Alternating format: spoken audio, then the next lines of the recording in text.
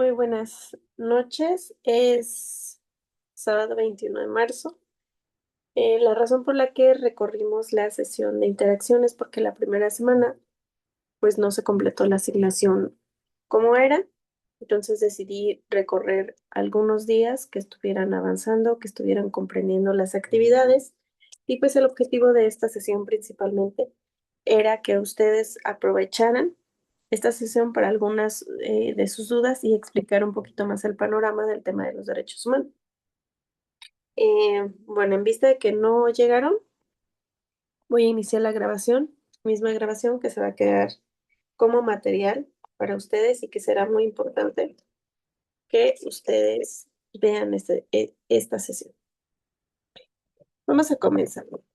Bueno, pues la perspectiva de los derechos humanos es sumamente relevante, es sumamente importante para la aplicación cotidiana de nosotros, pero nosotros también como abogados necesitamos de esta herramienta, de estos conceptos, de esta perspectiva en cualquier rama y en cualquier tipo de enfoque, ya sea para la rama penal, ya sea para la rama administrativa, ya sea para la rama civil, familiar, sobre todo, la perspectiva eh, analítica de los derechos humanos es fundamental para poder llevar cualquier tipo de proceso eh, en cada una de las materias, ¿no?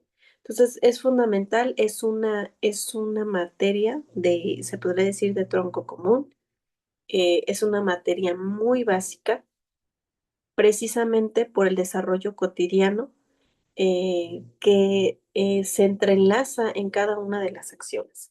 Los derechos humanos los debemos de entender así, ¿no? Como esa relación cotidiana que tenemos con ese cúmulo de derechos humanos todos los días desde que nos levantamos, desde que vamos al trabajo, pues ahí ya tenemos el derecho a la vida, el derecho a la seguridad, transitar libremente y con toda la seguridad hacia nuestras actividades cotidianas, hacia la escuela, hacia el trabajo, que dentro de estos ámbitos laborales y dentro de este transcurso, este trayecto que realizamos, pues se garanticen nuestros derechos, ¿no? Que las calles sean seguras, que podamos llegar a nuestro destino, que cuando tengamos o tomemos algún tipo de transporte, pues ese transporte tiene que ver con una regulación del Estado, ¿no? Y que esa regulación del Estado desarrolla que debe de cumplir estándares, por ejemplo, el estándar de la seguridad, que no haya exceso de velocidad, para que puedan cumplir este objetivo de yo llegar a mi destino, que dentro del ámbito laboral pues sean respetados nuestros derechos humanos, que no tenga hostigamiento, ningún tipo de acoso, que tenga un ambiente laboral sano, que tenga derecho a desarrollarme plenamente y que se tomen en cuenta mis habilidades, derecho a progresar en este trabajo, a pedir un ascenso, eh, a tener estabilidad dentro de este trabajo y tener mis prestaciones, ¿no?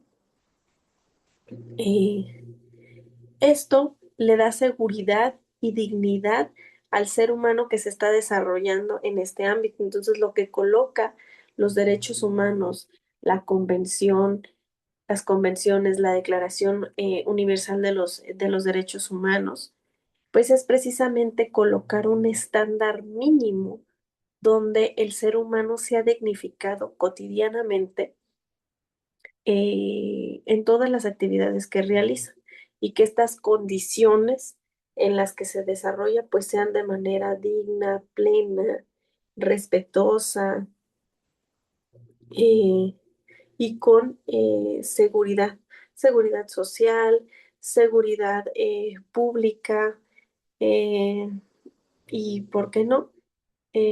Seguridad económica, que sea remunerado justamente, que su jornada laboral sea respetado conforme a los estándares, que tenga derecho a un aumento de salario, incluso, por ejemplo, en las empresas, el reparto de utilidades, el derecho a las vacaciones, el derecho al esparcimiento, el tener dentro de este campo laboral todo el instrumental necesario, eh, que la empresa, el cual o la institución al cual contrata a esta persona, pues le dé todas las herramientas necesarias para poder desarrollar su trabajo. ¿Por qué? Porque debido a los grandes retos que enfrentamos, por ejemplo, en México, a falta de escasez y la administración de los recursos, implica que la dignificación de el ámbito laboral de los trabajadores se vea violado. Vamos a dar un ejemplo. En el tema del derecho a la salud, la escasez de los medicamentos, la escasez de instrumental, inmobiliario, equipamiento, eh, coloca en un estado de estrés, de salud mental complicada, de hostigamiento, eh, y de, pues, de una frustración por parte del personal de salud. ¿Por qué? Porque si no tengo suficientes, no sé, gasas para realizar una curación, hay que, de los principios éticos, dentro de los códigos éticos, dentro de los protocolos, existe el tema de la optimización de los recursos, pero han sido tan escasos que de verdad es contar tres gasas para realizar una curación. Entonces, esto implica que tengan estrés y riñas entre ellos mismos, porque si alguien tiene mayor urgencia y ocupa más gasas, pues desacompleta las actividades de sus demás compañeros y coloca en un estado, en un ambiente laboral nada armónico, en donde ellos empiezan a tener conflictos internos a falta de la proporcionalidad, que la institución no le proporciona los recursos suficientes para que ellos puedan desempeñar. Entonces, esto implica que nieguen servicios, que no pueden realizar ciertas curaciones porque van a ocupar mayor instrumento, entonces no le van a poder limpiar y también es una responsabilidad para el personal de salud. Entonces se ha deshumanizado, se ha descalificado mucho esta actividad que realizan. Entonces, los derechos humanos precisamente trata de colocar este estándar, y que estas carencias no conlleven a la violación de los derechos de otras personas. Aquí en este parámetro, en este ejemplo que ponemos, hay dos perspectivas que tenemos que tomar en cuenta. Uno es el derecho a la atención a la salud de la persona, pero que ese estándar del derecho a la atención a la salud cumpla con un estándar al máximo nivel, que tenga la seguridad de que la curación va a realizarse con todas las medidas de higiene y con todo el instrumental que se necesita. Entonces, si el personal de salud se niega a prestar esto, este servicio, a veces no es por la falta de que no quieran o que se quieran negar realmente al servicio, sino porque no tienen el instrumental necesario y sufren agresiones, sufren maltrato, eh, y también el impacto emocional en el que están, en el desgaste cotidiano de estar dando información, de estar dando explicaciones del por qué no hay, de tratar de dar la mejor versión a falta precisamente de las instituciones que los sacrifican. Precisamente para esto, el legislador contempló mecanismos de defensa para que pudiéramos contemplar que los derechos humanos no se siguieran violando y que se cumplieran precisamente en este estándar, pues que se debían de desarrollar. Gracias a esto, entonces, existen diversos órganos, tanto jurisdiccionales como no jurisdiccionales, para poder accionar estos derechos humanos que se encuentran en la Constitución. Si bien nosotros nos vemos en la Constitución mexicana de los derechos humanos, estoy buscando mi Constitución.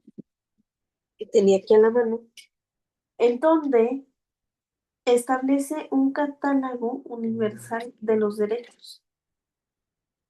Pero, pues a veces eh, las instituciones como tal, los organismos, las autoridades, pues son muy necias y no puedes llegar con la Constitución y decir, pues es que la Constitución dice, sí, sí, pero yo tengo protocolos, yo tengo leyes, yo tengo normas, yo tengo un superior y no te lo puedo dar. Y a veces no es su culpa, como en el caso de la escasez de la administración de los recursos, de los medicamentos, de los instrumentos, pues no es su culpa. Ellos no se dedican a hacer las compras, ellos se dedican a ejecutar una función y que esa función pues obviamente tiene que ser de calidad, con amabilidad, eso sí, porque es su trabajo de ellos y es parte de un compromiso ético que hacen también con la profesión, con la institución. Pero, ¿qué pasa cuando no hay? Entonces dice, pues que no es mi culpa, no me quiero negar, pero ¿qué mecanismos también tiene del otro lado el paciente? Entonces, pues llego con mi constitución y no me hacen caso.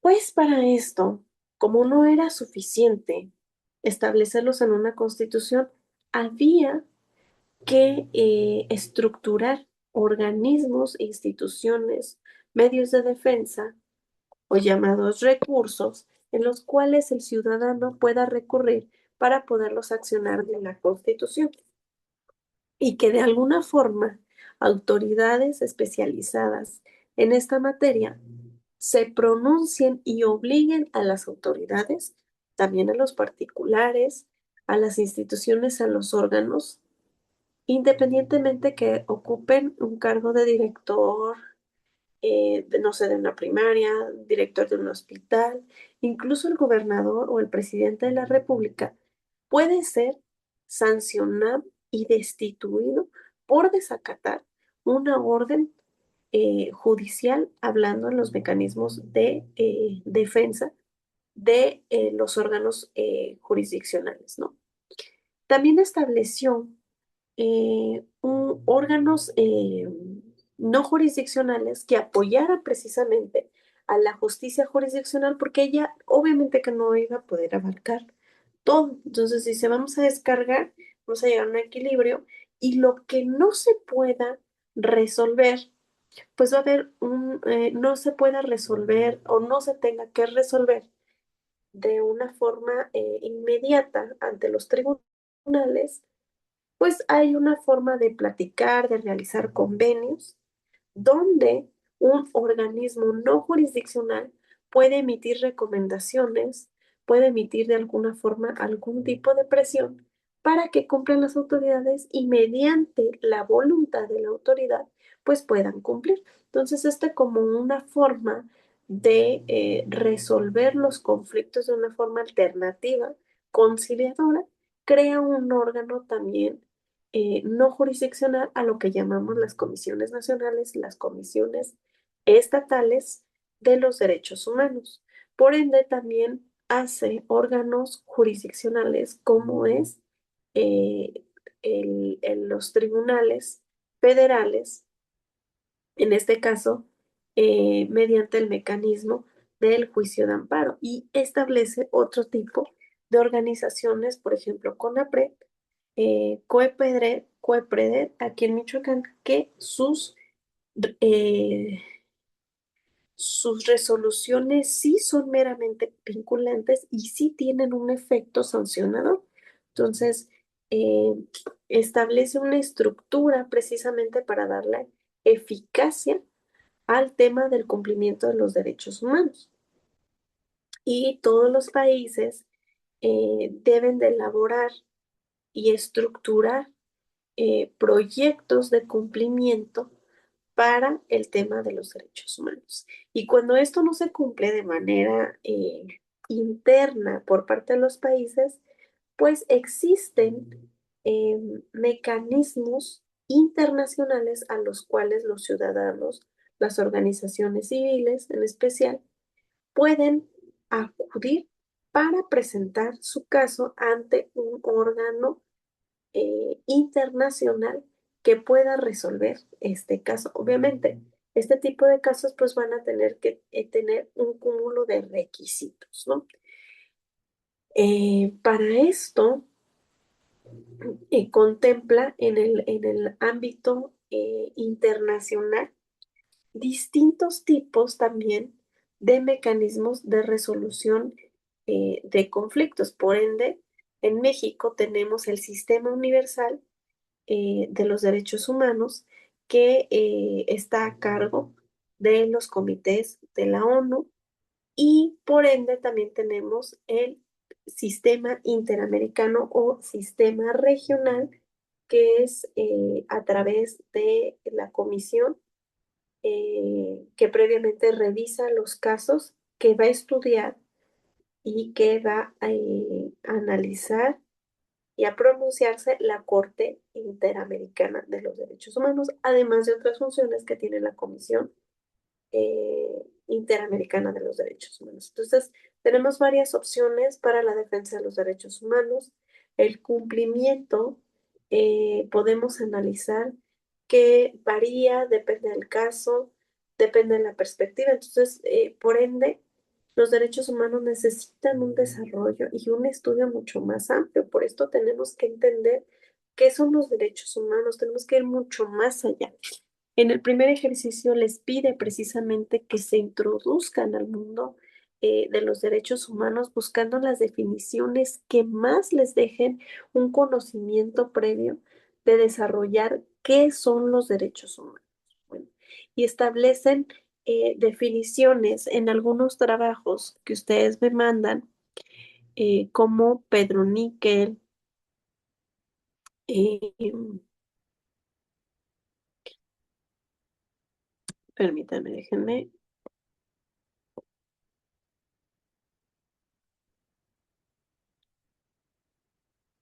destrabar por aquí. Ahí es un ejercicio que pueda servir también como, por ejemplo, de cómo quede más claro cómo lo deben ir desarrollando.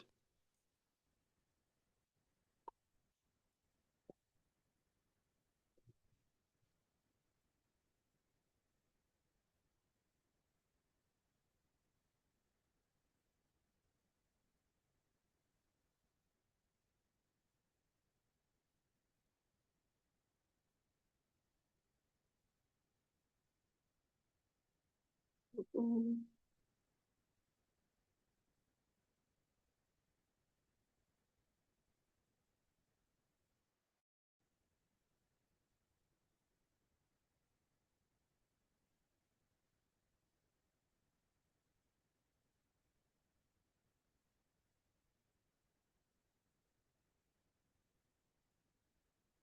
Bueno, voy a tomar al azar alguno.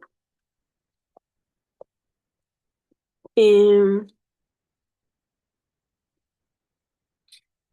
en este ejercicio de la parte de las definiciones de los derechos humanos, pues les digo, encontraron definiciones como Pedro Níquel, también hubo participaciones destacadas sobre doctrinarios, por ejemplo, de Jorge Carpizo.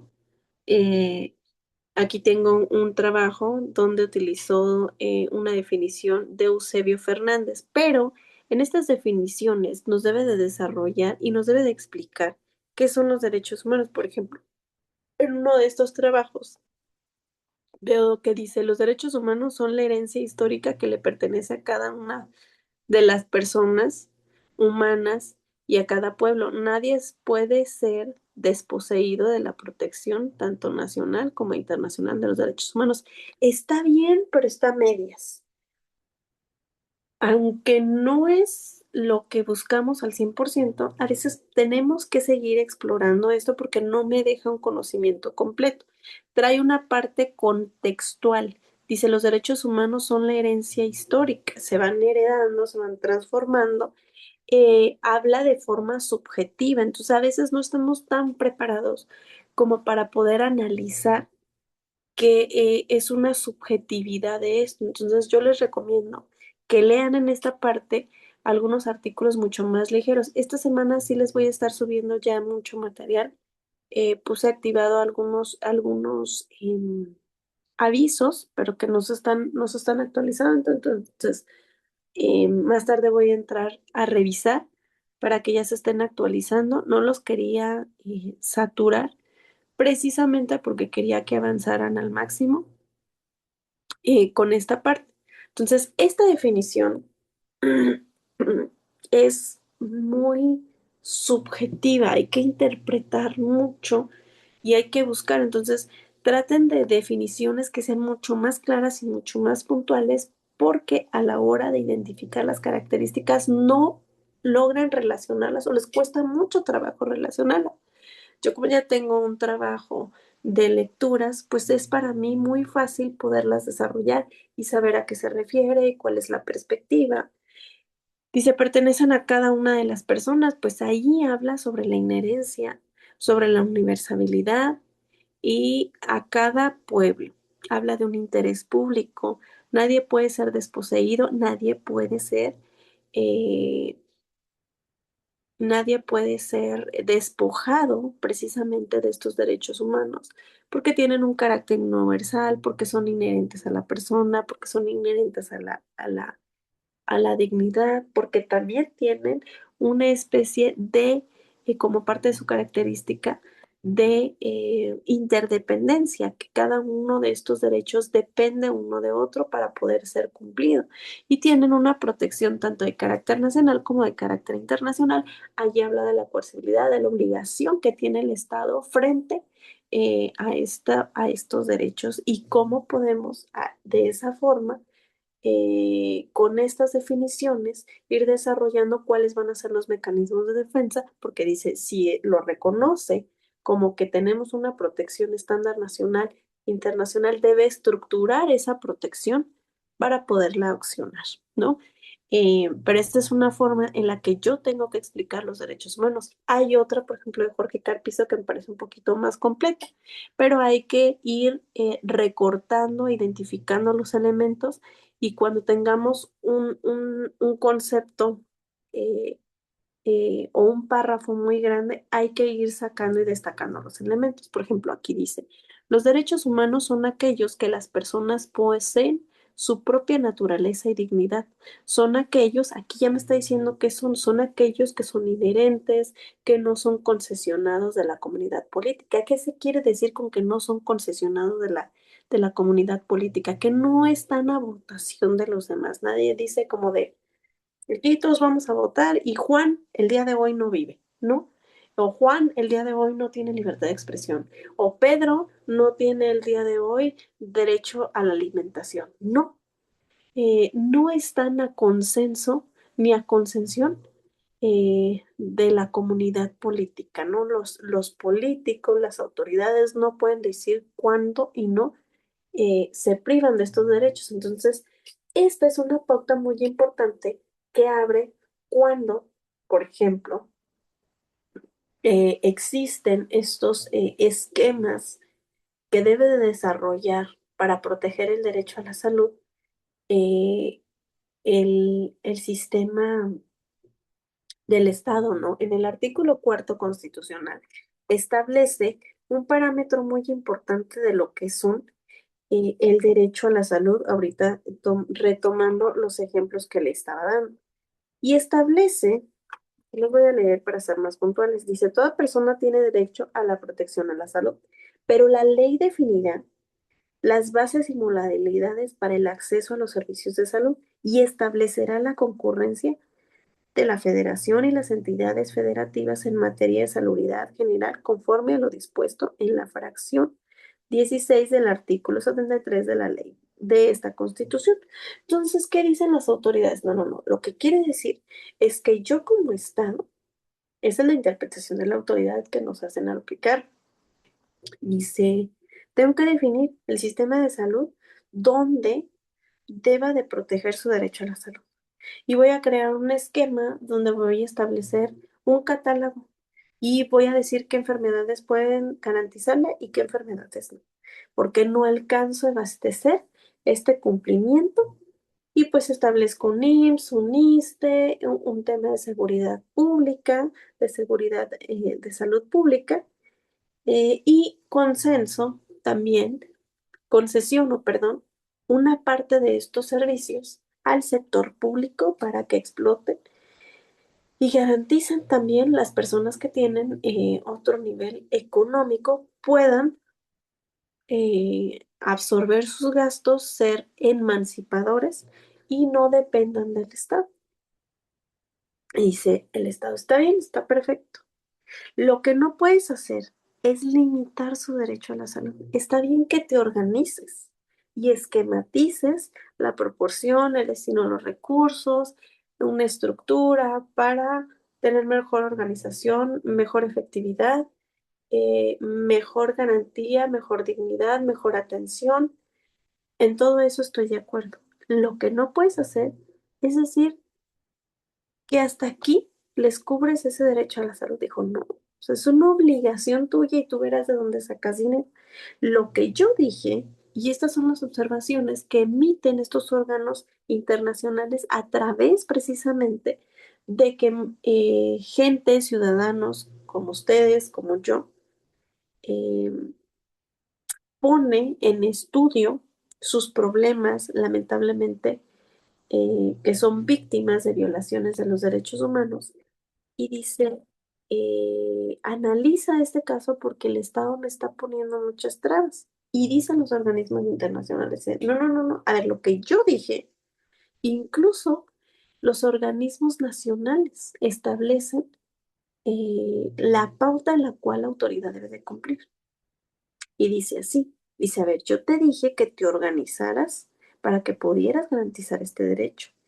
Y cuando yo te doy esta facultad de definir las bases y las modales, es para que puedas establecer la optimización de que en menor tiempo puedas atender a las personas para que sí garantices en que los tratamientos no se prolonguen, en que le puedas dar un mayor diagnóstico, en que le puedas dar atención de calidad, de que esta persona se recupere, ¿sí? No para que me tengas allí un servicio de terapia intensiva masiva. No, no, no. Dice, y debe de ser progresiva este aspecto. O sea, yo te doy una libertad para que tú te organices y establezca una concurrencia, es decir, una coordinación que tú tengas que tener en los servicios del ayuntamiento, en los servicios estatales, en la federación, y que cada quien en forma de también de su economía como estado, como federación, vayan apoyándose, coordinándose. Y si el estado dice, no, pues es que yo tengo más dinero ahorita para ponerle al sistema de salud, nada más dame un poquito menos, está bien, perfecto. Entonces se van organizando, es para coordinación, para equipamiento, para que fluya esta comunicación, porque no puede hacerlo toda una persona, pero yo jamás di la pauta para que tú limitaras el derecho a la salud. Entonces, estas perspectivas son muy difíciles de analizar cuando no tenemos el estudio necesario de los derechos y pensamos erróneamente, pues que ya ni modo, o sea, pues que no tengo otra alternativa, que no tengo otra salida, que el Estado no me cumple, que es deficiente, que mi vida debe de ser revictimizada por los derechos, eh, por proteger mis derechos y debo de ser revictimizada por el sistema una y otra vez cada vez que yo necesite el servicio de salud. Afortunadamente existen casos emblemáticos que cumplieron una serie de requisitos, es decir, estas partes no habían estado dichas por tribunales superiores como la Suprema Corte de Justicia de la Nación o como organismos internacionales.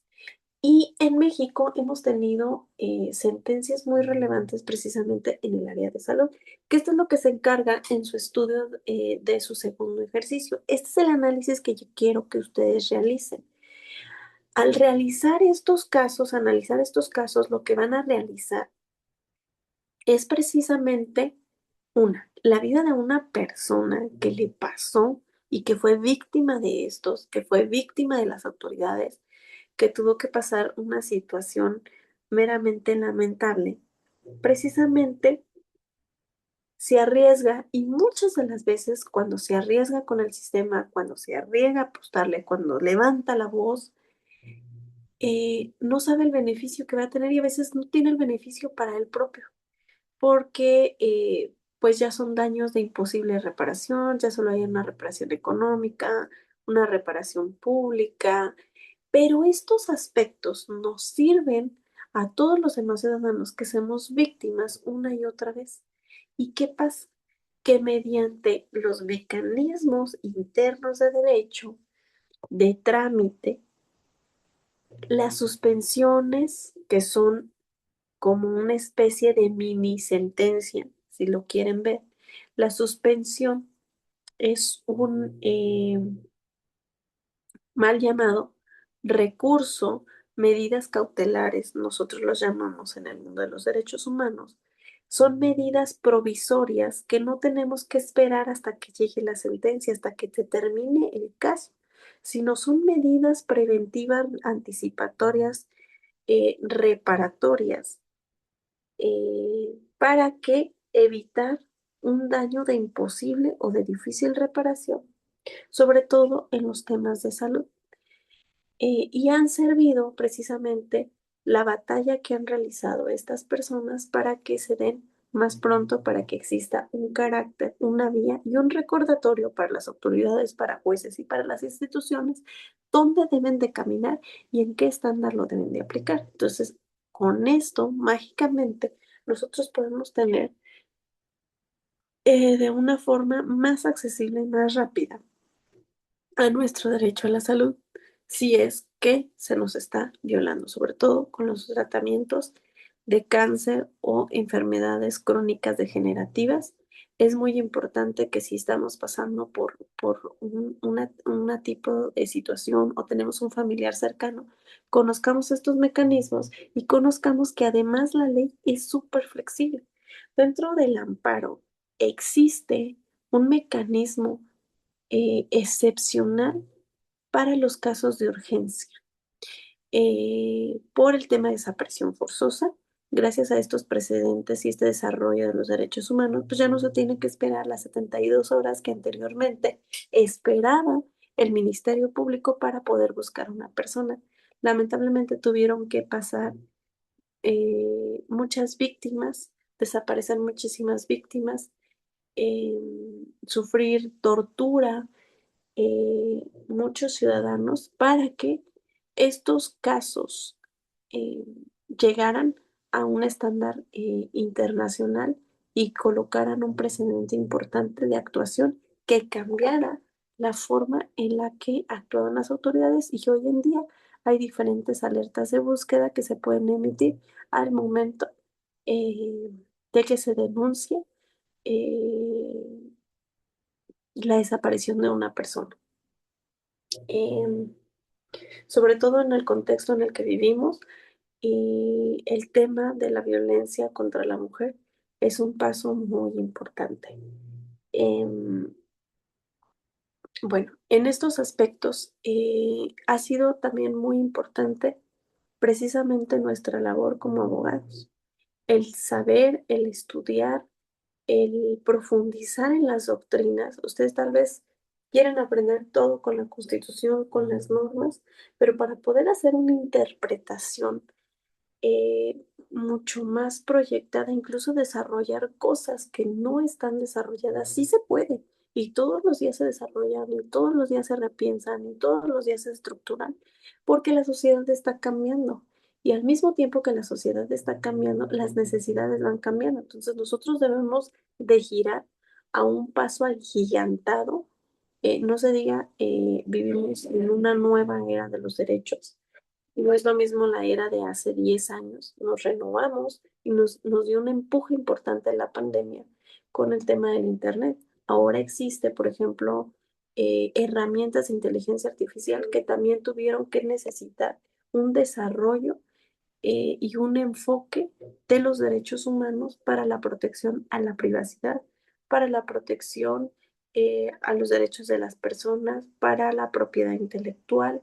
em, y en muchos otros casos, desarrollar, por ejemplo, un libro a través de la inteligencia artificial, cómo, cuándo, dónde, si es reconocido o no es reconocido. Por ejemplo, las primeras películas que se están dando con el escrito de la inteligencia artificial, la producción de comerciales con inteligencia artificial, cómo, cuándo, dónde, si están de acuerdo o no están de acuerdo, cuáles son las implicaciones, cuáles son las restricciones, todo esto que estamos en una área tecnológica, debemos de meternos y profundizar, conocer las herramientas, pero también conocer las restricciones, los límites y los derechos, porque no dejamos de ser seres humanos y no dejamos y no vamos a dejar de ser seres humanos. Podemos utilizar una herramienta, pero esa herramienta proviene del desarrollo propio intelectual de una persona y hay que buscar cómo desarrollarla, ¿no? Y hay que usarla, pues, con inteligencia, con herramientas, con ética sobre todo. Entonces, en estos aspectos, pues también entra un enfoque del derecho, pues, mucho más progresista, mucho más actual y que si no nos actualizamos, la sociedad misma nos va dejando atrás y nos deja por obsoletos, ¿no? Entonces sí hay que pensar y repensar estas ideas. Y si no hacemos este desarrollo doctrinal, si no leemos estos artículos de estos enfoques, hay un autor que a mí me gusta mucho, se los recomiendo mucho. Les voy a subir un artículo, un libro de los derechos fundamentales. Es un libro de Robert Alexi. Este libro es muy complejo leerlo. Él es, pues tiene una perspectiva filosófica de los derechos, entonces no es como muy puntual y tampoco te dice, o sea, aquí te dice una idea, luego la compara con otra, luego con otra y luego hasta abajo como que llega a una conclusión y luego retoma esa idea. Entonces, este libro yo lo leo con mucha calma. Hay libros que son de consulta y que vas leyendo paulatinamente. A veces también el hábito de la lectura es saber lo que estás leyendo, tratar de entender lo que estás leyendo y que no todo lleva una dinámica. Por ejemplo, una novela pues es más digerible y puedes leer 30, 40, 50 páginas, te lo puedes leer en una tarde. A diferencia de los libros de texto de derecho, hay que analizar, hay que realizar apuntes, hay que reflexionar. Hay veces que solamente se leen 2 hojas, pero esas 2 hojas escribe 6. Yo hago un ejercicio muy importante, que es primero leo las 2 hojas y repaso y repaso y repaso una y otra vez, porque hay que tener ejercicios de lectura y comprensión. Y cuando, por ejemplo, yo tengo no diagnosticado, pero sí identificado que tengo algún tipo de déficit de atención. Entonces, mi atención es más dispersa, me cuesta enfocar porque tengo 6 ideas atrás y cuando leo, aunque tenga este grado de conciencia, estoy relacionando con 3 cosas más, con 4 ejemplos que estoy haciendo. Entonces, como en mi cabeza es un cúmulo de ideas, eh, leo y luego hago una pausa y reflexiono muchísimo. Y esa página la puedo reflexionar 2, 3, 4, 5. Me puedo llevar 10 hojas tal vez desarrollando una idea. Y no significa que está mal, no significa que no lo estoy entendiendo, significa que lo estoy proyectando y desarrollando más. Entonces también ténganse paciencia y dicen, es que no logro terminar al 100% los libros de derecho. Háganse el compromiso de terminar los artículos, empiecen a leer artículos más cortitos, elaboren resúmenes y luego de ese resumen, elaboren eh, ahora sí una síntesis de lo que ustedes les deja y con lo que ustedes aprenden. Entonces, estos ejercicios son muy importantes. Leer, hacer un resumen. Luego, cuando resumen, lo vuelven a leer todo y dicen, ahora sí, o sea, ¿qué entendí yo de esto o qué no entendí? Y hago un apartado de primero lo que entendí y luego hago mis apuntes más adelante de puras dudas, de si una palabra no la entendí, de este concepto filosófico que es. Entonces esto me va llevando a más información. Hoy en día también las herramientas de inteligencia artificial no les debemos de tener miedo. Los asesores no debemos de jugar un conflicto entre ustedes donde no los alientemos a utilizarlas, sino saberlos guiar también cómo utilizar este tipo de herramientas. Por ejemplo, yo estoy utilizando dos herramientas que es Géminis y ChatGPT. Géminis evolucionó mucho en los últimos 4 o 5 meses. Al principio no me gustaba mucho. Voy a tratar de innovar con otras dos aplicaciones, pero les ayuda, por ejemplo, mucho. A veces somos muy desorganizados. A mí me ayuda mucho, por ejemplo, Géminis para establecer rutinas, eh, desarrollarlos con alarmas y esto me permite tener una mejor gestión de estudio. Incluso hacer mis bloques de lectura de 20 minutos para poder hacer mis lecturas y que ustedes puedan tener un seguimiento mucho más repensado, mucho más continuo y mucho más comprometido en este lapso de las 3 semanas y media que tienen para estudiar y que estas herramientas pueden ser muy buenas. Entonces, ya cuando tenemos nuestro desarrollo de dudas de los derechos humanos, por ejemplo, eh, esta herramienta es fantástica porque no sé dónde buscar. Entonces, esta herramienta, cuando a veces no le preguntan a su asesor, yo les voy a estar dando material, pero a veces no es suficiente el material. Entonces, esta herramienta te ayuda a que seas un poco más autodidacta. Esa es la función que tiene en realizar una función autodidacta de estudio, no que suple el estudio y el análisis por nosotros, ¿no? No hagan eso, porque al final de cuentas, si ustedes no saben pulir qué preguntar, cómo preguntar y lo que quieren, no van a poder aprenderlo. Yo me peleo para el tema de estructurar algo muy rápido, es que tengo prisa y quiero estructurar algo, me peleo 6, 7, 8 veces con la inteligencia artificial porque yo tengo un estándar y conozco y sé los elementos que debe de llevar y quiero.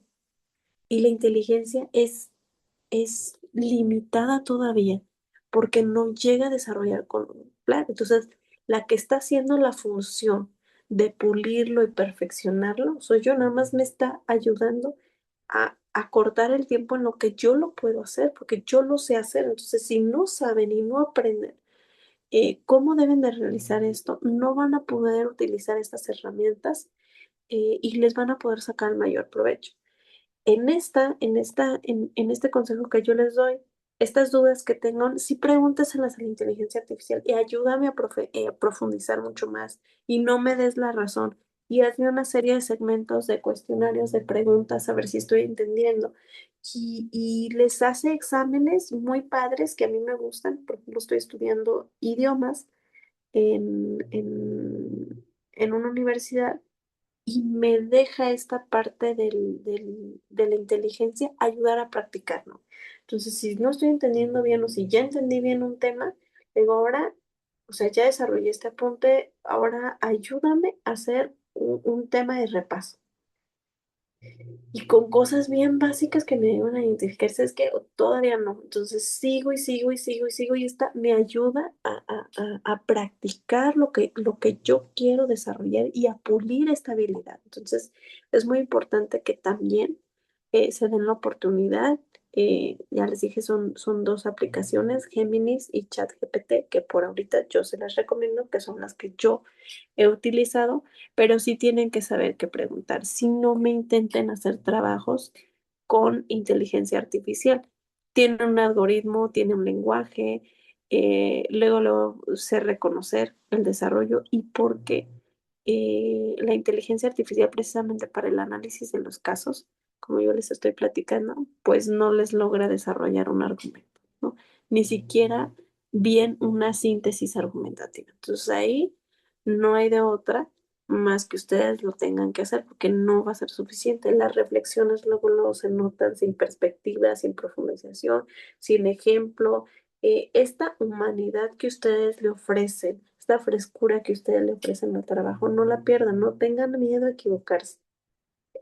Si ustedes no aprenden a equivocarse, estos módulos son precisamente para perfeccionar el conocimiento, saber cómo hacerlo. Y para poder saber cómo hacerlo, pues va a ser muy necesario y elemental que ustedes eh, sepan lo que están haciendo y pues al saber lo que están haciendo se van a equivocar 6, 7, 8 veces y hay que corregirlos y hay que hacerles observaciones sobre esto Ahora sí les voy a pedir que esta semana ya se activen en el foro, ya voy a estar mandando muchos mensajes. Me la llevé un poquito con calma porque estaban avanzando muy bien, entonces los dejé trabajar un poco más, pero ahorita vamos a empezar ya con una actividad más fluida, sobre todo porque van a ser en el tema de vacaciones. Y aunque yo me voy de vacaciones, a veces por ahí pueden surgir algunas dudas que eventualmente les puedo también estar contestando y que creo que va a ser muy bueno porque en este foro yo les ofrezco herramientas muy importantes que son capturas, audios, videos, material muy complementario que a veces por el peso no se puede visibilizar todo en la plataforma de la VG. Entonces, creo que son buenas herramientas que ustedes pueden seguir aprovechando. Eh, esta es una perspectiva muy general de la aplicación de los derechos humanos, porque a veces no sabemos cómo aplicarlo, a veces no sabemos la relevancia que tiene. Voy a tratar de tener otra sesión con ustedes para que analicen un poco la aplicación y el fondo y espero alcanzar a realizarles algunos videos que van a ser fundamentales para que ustedes